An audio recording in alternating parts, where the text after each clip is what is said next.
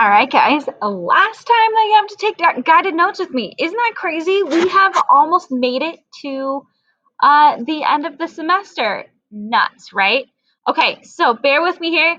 This actually is some super interesting stuff. Nuclear chemistry, you guys, it's crazy. You guys experience it every single day, and you probably don't even realize it. Maybe you do, maybe you don't. So bear with me here. You've got your guided note sheet, and let's just get going. Let's get whipping through this. So what's going to happen is you're going to fill out this guided note sheet, and then at the end of this video, there is some questions at the end that I'm going to walk through the answers with you with. Okay? All right, let's go. All right, let's view this slideshow. There we go. Okay, so you're like, I thought we were talking about nuclear chemistry. And we are, but nuclear chemistry is all about radiation. You guys have experienced radiation in your life. You go outside right now, you're going to experience radiation. The sun, okay, is all about radiation. So radioactivity, let's chat about what it is, and then we're going to talk about the chemistry side of this nuclear radiation and radioactivity. Okay, so first off, who discovered it? Okay, what is it? Henry Becquerel, okay, fancy French name, discovered radiation, was the first to put kind of his thoughts out there about radiation, not necessarily discovered, okay? So he was using uranium. Uranium is super radioactive, and he was using uranium salt, which is a metal bonded with a non-metal. Remember that from our little chemistry that we were just talking about? Crazy, okay? And he saw these rays. So what was happening was something was being emitted out of these salts. And he was like, what is that? And so those rays were named radiation. Okay. And then from there, it kind of spiraled, and we were able to use this in a really, really, really helpful way to advance medicine, especially. Okay. So nuclear decay is where we're going to focus our efforts. And then you guys are also going to kind of experience some nuclear power, which comes from nuclear decay. So first off, radioactivity is the process in which an unstable atomic nucleus emits charged particles and energy. So we're now just thinking about the nucleus of an atom when we're talking radioactivity. Unstable means that it is not in its kind of ground state. And so there could be something going on with the neutrons inside, and the protons are getting unhappy. Okay. So it releases a charged particle and or energy. Okay, that is the definition of radioactivity. And elements 83 and above are all radioactive, which means that they are not, their nuclei are not necessarily stable. And then other elements have isotopes that might be radioactive. Okay. So remember, an isotope means it has a different number of neutrons, but the same number of protons. Okay. So some isotopes might be unstable as well. During nuclear decay, atoms of one element change into atoms of a different element altogether. And you're like, but we talked about this. You can't become different elements. You can in nuclear decay. It's the only way to do it. It is not an easy thing to do, and it can be super dangerous. You guys, my hair is really bugging me today. I don't know why. I just can't deal. All right. So, uranium, again, super radioactive. Whenever we think about radiation or radioactivity, my brain goes directly to uranium. Uranium, if it's going to undergo nuclear decay, will or potentially will turn into thorium-235. Okay, so you do need a periodic table to figure out which elements are going to change to which ones. Okay, so let's look at the types of radiation. The first one we're going to look at is called alpha. Alpha is the first letter in the Greek alphabet. Okay, it's this cool little A that's got like some little tails on it, so it looks like a little fish. That is alpha. Okay, so an alpha particle is a positively charged particle made up of 2 protons and 2 neutrons. So up here, 2 protons, 2 neutrons. It looks just like the nucleus of a helium atom, which is exactly what it is. It is basically emitting helium away from the nucleus of whatever the radioactive element is. Okay, so when we look at a chemical equation that is undergoing alpha decay, we look at 4,2He because He is helium, it has a mass of 4, and it has an atomic number of 2. Okay, because that's how we represent helium. So a positively charged particle made up of 2 protons and 2 neutrons. So 2 plus 2 is 4. Those are the heaviest parts of the atom. Okay, and then that 2 is just the change that's going to happen with the atomic number because what? We are messing around with protons. Only way to change an atom is to change protons. Okay, so what happens when we look at this type of radiation? So what's emitted? An alpha particle is emitted, which is basically a helium nucleus. Okay, how does it change this atom? So if we're trying to decide what atom, what it decays into, we look at the atomic number minus 2 of the original atom.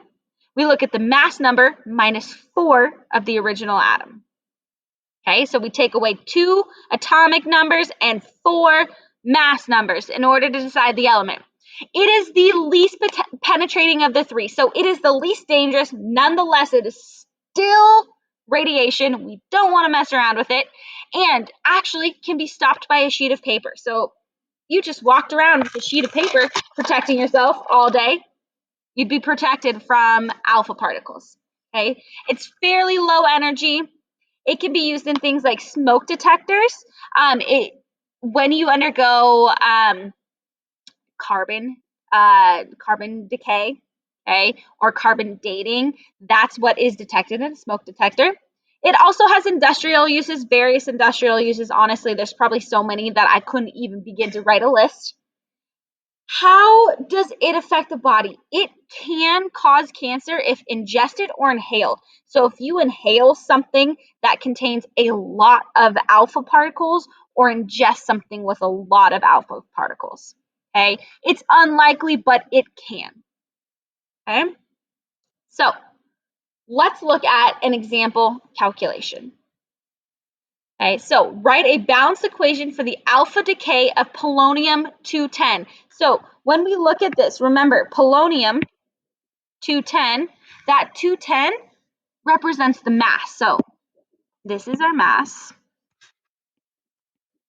Okay, and if I wanted to write polonium-210, I would write it out as PO, and 210 is the mass, so it goes up here.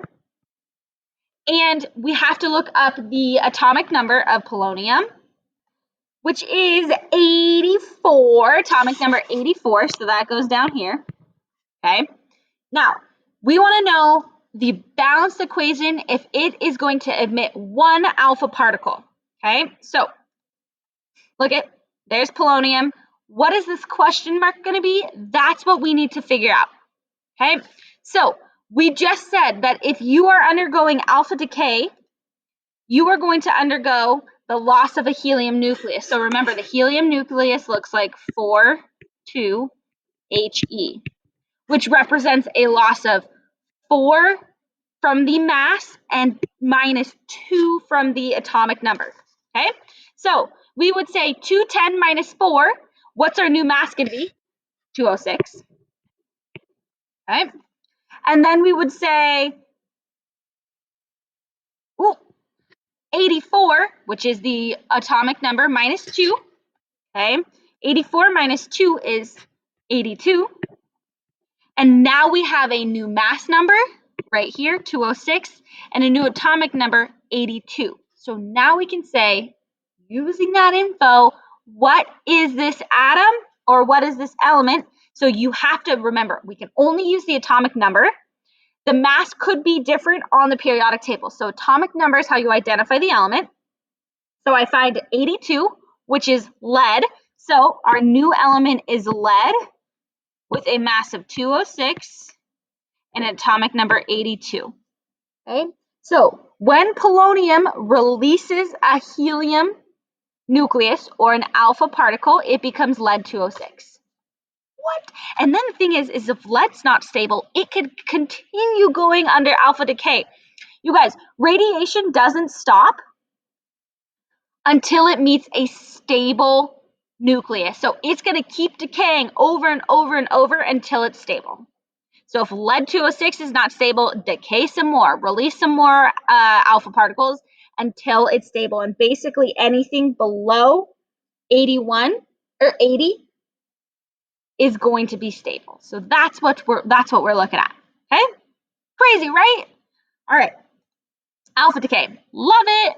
Let's talk about beta. Beta is the Greek letter, the second Greek letter in the alphabet. Looks like a B. Okay? And the symbol is E0 minus 1. What? Okay, what is it you think the E is? Oh, yeah, you'd be right, an electron.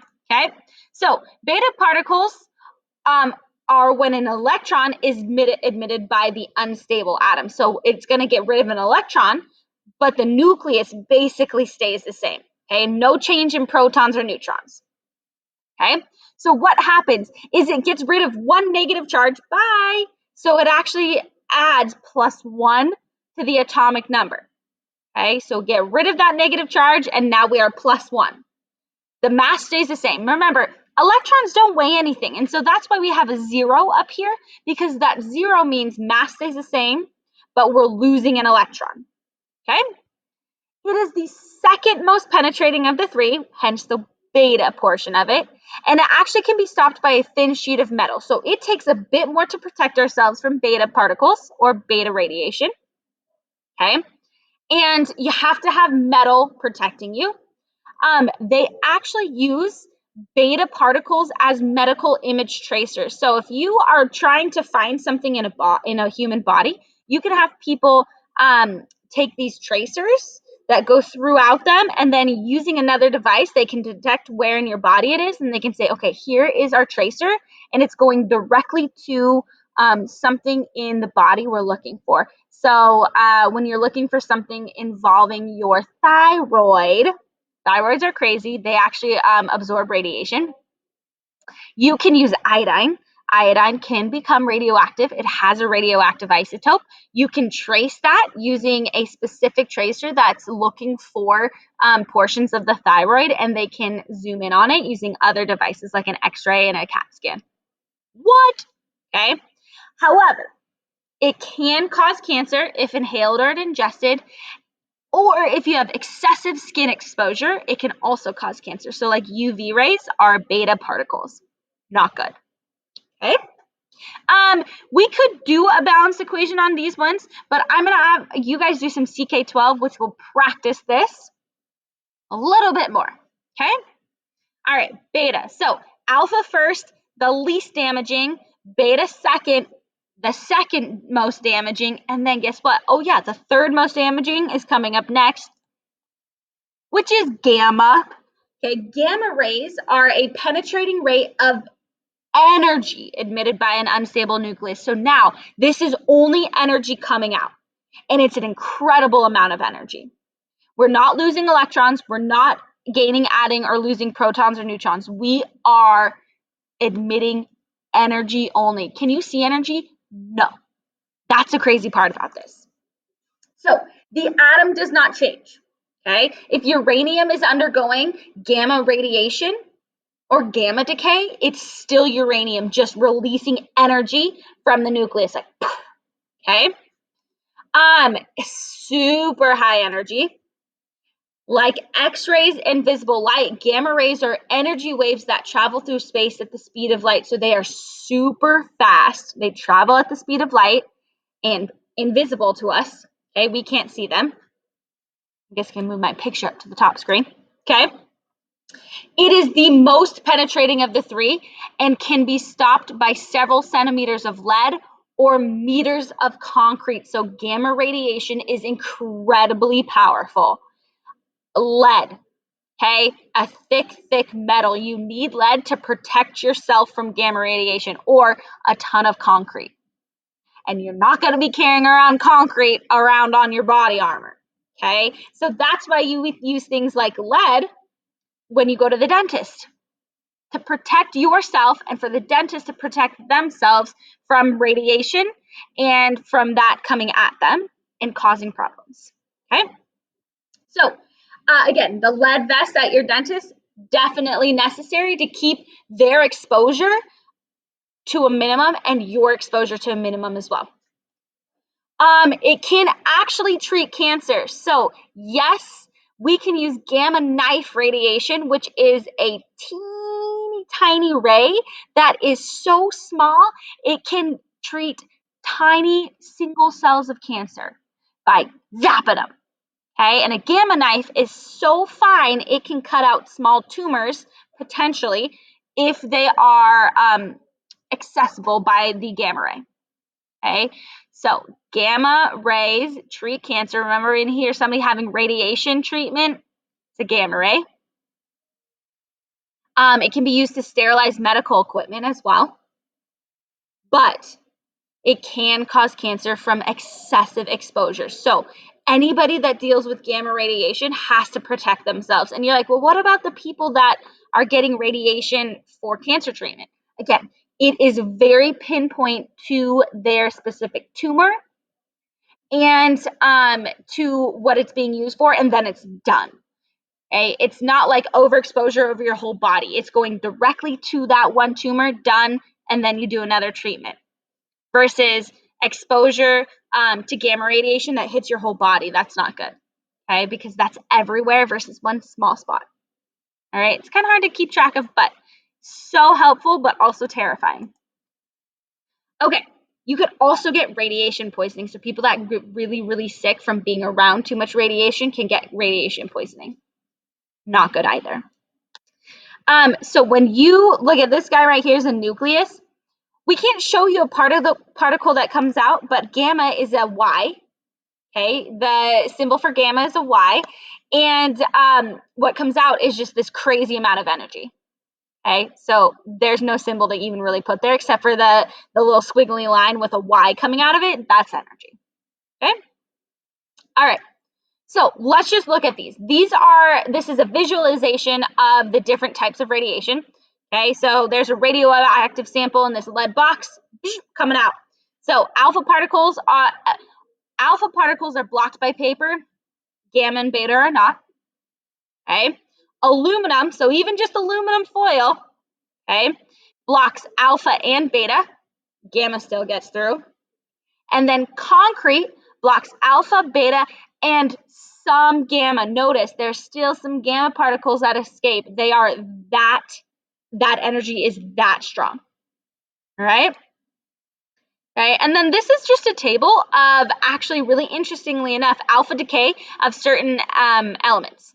Okay, so right here, here's uranium decaying to thorium. Okay, and then we can see thorium would decay to radium, and then radium to radon, and then radon to polonium. Okay, so you can see the way they're going to go until they're stable. Most things stabilize actually at lead or titanium. Now you see, here's the beta particle decay. So thorium becomes what is pH? I don't know what pH is. Oh no, that's gonna make me angry. Where is it? Oh, protactinium. Duh. So thorium, if it undergoes beta, becomes protactinium, and then protactinium becomes uranium. But notice, look at mass is the same. The only thing that changed was the element. Okay, so that's kind of fun. You can just visualize the different types of decay, and you're like, well, where's gamma? Gamma's not on here because the atoms don't change, just the energy goes out of it. Okay. All right. Now, what are the effects of nuclear radiation? So you are actually exposed to radiation every single day. Sun is radiation. Okay. Now, we call this background radiation, which is radiation that occurs naturally in the environment and typically doesn't affect you too negatively. It can from excessive exposure. Okay. So radioisotopes, any atom containing unstable nuclei. And what are these sources of nuclear radiation or background radiation that we experience every day? Air, water, rocks, plants, animals, and cosmic rays. So the sun gives off rays, and that's background radiation, or those sunspots that explode can push out more rays. And so sometimes there's more or less. When the sun is in a certain rotation, okay, or we're rotating around the sun at a certain spot, the radiation is less. So we have less radiation in the winter because we're a little farther away, more in the summer because we're closer. So think about how brown your skin gets and tan it gets in the summer because you're closer. But in the winter, kind of get pasty and white because the radiation is less. Okay? So the thing about background radiation is the levels are usually so low, they're not even detected, which means that they're safe, generally safe. Okay, excessive exposure to the sun over the years can cause problems, right? Skin cancer over the years. Always wear sunscreen to protect yourselves. Okay. When nuclear radiation exceeds background levels, it can damage the cells and tissues of your body. So your cells are in your DNA super, super sensitive. And what happens is they can break down into dimers, and these dimers can cause issues in replication, and then that DNA gets replicated over and over again, and that's how you end up with abnormal cell growth or tumors or cancer. Okay, so we have to be super careful with nuclear radiation, but in general, background radiation is generally not harmful. Excessive exposure, harmful. So keep that in mind. Excessive exposure, try to reduce that risk. All right, these next things are just kind of interesting pictures. So radon is a naturally occurring radioactive element. Radon is actually, guess what? A noble gas, okay? But it's unstable. So radon is a gas that's a bit heavier and will be found in basements of houses. So old houses have quite a bit of potentially have radon. Okay, so look at here. You can see zone 3 is a lower level of radon. Zone 2 is orange, it's a medium level, and zone 1 is a higher level. So different areas of the United States have different amounts of radon that could potentially be surrounding them, and that has to do with the bedrock that's under them. So it's the layers of rock under the ground that has different levels of radon. And again, what happens is it leaches into potentially the basement, and that can cause radiation poisoning. So most houses, and definitely old houses, are inspected for radon now, especially. Okay, so look at here's us over here. Could be a potential quite a bit of radon in the areas that we live in. Look at Idaho, quite a bit in Montana. All has to do with the geology. Guys, I love science. It's crazy. Look at the relationship. This area has a lot of the same geologic formation under in its bedrock. Wacky. Okay. Natural sources of radiation: sun rays, cosmic rays that just come from outer space. Let's see. Rocks again: radon, thorium, uranium. Those are all naturally occurring isotope or elements that potentially could be radioactive. You can have radionucleotides inside your body. There is an isotope of potassium that is a radionucleotide, which means that it could potentially have radiation inside of you. Carbon has an isotope that undergoes radioactive decay. That's how you do carbon dating, beryllium, and hydrogen, same thing. So we're kind of surrounded by it at all times. However, for the most part, it's an acceptable amount of background radiation. Okay. Radiation in the body. So we talked about the thyroid. This guy up here, iodine, told you. Okay. So actually, my dad had thyroid issues, and they had to deactivate his thyroid, and they used iodine. He was radioactive for a couple days. We honestly were not allowed to be around him. He wasn't allowed to be around the cats or the dog. He wasn't allowed to be around us in general, and had to have a different bathroom because your body will get rid of those isotopes naturally that come from iodine, but it takes a while, and so you have to be super careful. Crazy, right? The potential to get radon, uranium, plutonium, krypton in your lungs is not good. That's where that causes problems with ingestion and inhalation. Your muscles have potassium. That's how we twitch. Yay. And cesium. Okay. Your liver can actually filter cobalt, but cobalt can have a radioactive isotope. Fun fact, Grey's Anatomy has an interesting issue with cobalt. Go watch it from last season. Last season as in like the one that ended in March. Okay. So check that out if you want interesting about cobalt poisoning and radiation. I had no idea it was a thing.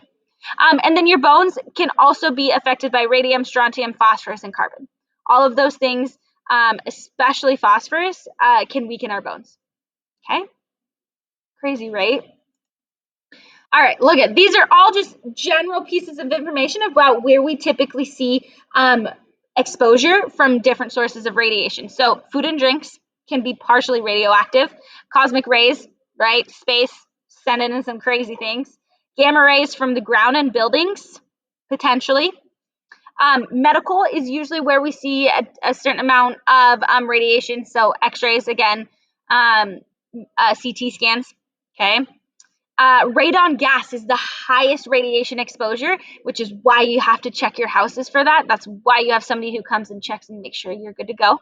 Okay, and then other artificial things. Really, it's kind of crazy. If you have ever heard of Fiestaware, which is like dishes, Fiestaware, there was one of the colors was orange. Orange Fiestaware was radioactive because in order to get the color, they used a paint that was decaying and causing radiation to come out of it. Crazy, right? This is from the 60s, though, so Fiestaware should not have that anymore. They figured out it was a problem. Okay? All right. Now, how do we detect it? Okay? We can't see it, hear it, smell it. So scientists have something super cool called a Geiger counter. Okay? And Geiger counters make this weird ticking noise. So when there's very little radiation, it's just kind of ticking. But as soon as you get to higher amounts, it goes crazy and it ticks really fast. Okay.